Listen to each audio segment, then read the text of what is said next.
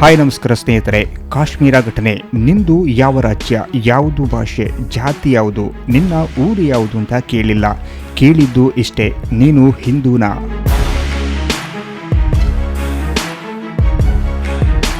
ಹಿಂದೂ ಅಂತ ಕೇಳಿದ ತಕ್ಷಣವೇ ಕ್ರೂರಿಗಳ ಬಂದೂಕಿನಿಂದ ಸಿಡಿದ ಗುಂಡು ಅಲ್ಲಿರೋರ ಪ್ರಾಣ ತೆಗೆದುಬಿಟ್ಟಿತು.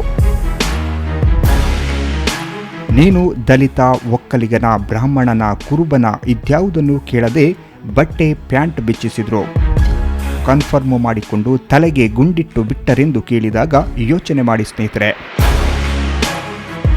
ನಾವು ದೇಶದೊಳಗೆ ಜಾತಿ ಪರ ವಿರೋಧ ನ್ಯಾಯಗಳು ಸಿಗದೆ ಕಚ್ಚಾಡಿಕೊಂಡು ಬೇರೆ ದೇಶದವರ ಪರ ಘೋಷಣೆಗಳನ್ನ ಕೂಗಿದ್ರು. ಅಲ್ಲಿಯೂ ನಮ್ಮನ್ನಾಳುವವರು ಸ್ವಾರ್ಥದ ರಾಜಕೀಯ ಮಾಡಿ ಜನರು ಮಾತ್ರ ಅನ್ಯಾಯವಾಗಿ ಬದುಕುತ್ತಾ ಇರುವಾಗ ಇಂತಹ ಕ್ರೂರಿಗಳು ನಂಬದೆ ದೇಶದೊಳಗೆ ಬಂದು ನಮ್ಮ ದೇಶದವರನ್ನೇ ಗುಂಡಿಟ್ಟು ಕೊಂದು ಬಿಡುತ್ತಾರೆ ಎಂದರೆ ಜಾಗೃತೆಯನ್ನು ಪ್ರತಿ ಅಧಿಕಾರ ಪಡೆದ ಸರ್ಕಾರಗಳು ಎಚ್ಚೆತ್ತುಕೊಳ್ಳಲೇಬೇಕಲ್ವಾ?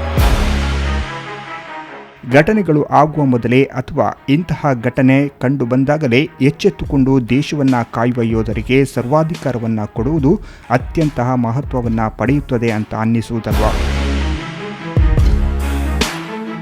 ದೇಶದೊಳಗೆ ಹಾಗೂ ದೇಶದ ವಿರೋಧಿಯನ್ನ ಯಾರೇ ಮಾಡಿದ್ರು ಅಂತಹವರಿಗೆ ನೇರವಾಗಿ ಸೈನಿಕರು ತಕ್ಕ ಪಾಠ ಕಲಿಸುವಂತಹ ವ್ಯವಸ್ಥೆಯನ್ನ ನಮ್ಮ ಸೇನಾಪಡೆಗೆ ಸಂಪೂರ್ಣ ಅಧಿಕಾರವೂ ಇರಬೇಕಿತ್ತು ಅಂತ ಅನ್ನಿಸುವುದು.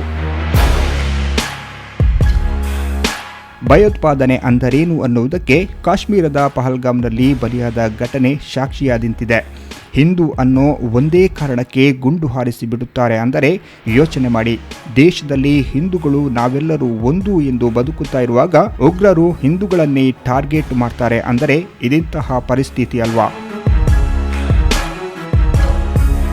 ನಾವು ನಮ್ಮ ಊರಿನಲ್ಲಾದ ಹಿಂದೂ ಹೆಣ್ಣು ಮಗಳು ಸೌಜನ್ಯಾಳ ಬರ್ಬರ ಹತ್ಯೆ ಕೊಲೆ ಪ್ರಕರಣಕ್ಕೆ ನ್ಯಾಯಕ್ಕಾಗಿ ಧ್ವನಿ ಎತ್ತಿದ್ರೆ ಅದನ್ನೇ ದೇಶದೊಳಗಿನವರು ಪರ ವಿರೋಧ ಅಂತ ವಿರೋಧಿಸಿದ್ರೆ ಅಲ್ಲಿ ಕಾಶ್ಮೀರದಲ್ಲಿ ಕೇವಲ ಹಿಂದೂ ಅನ್ನುವ ಕಾರಣಕ್ಕೆ ಗುಂಡಿಕ್ಕಿ ಸಾಯಿಸಿ ಬಿಡ್ತಾ ಇದ್ದಾರೆ.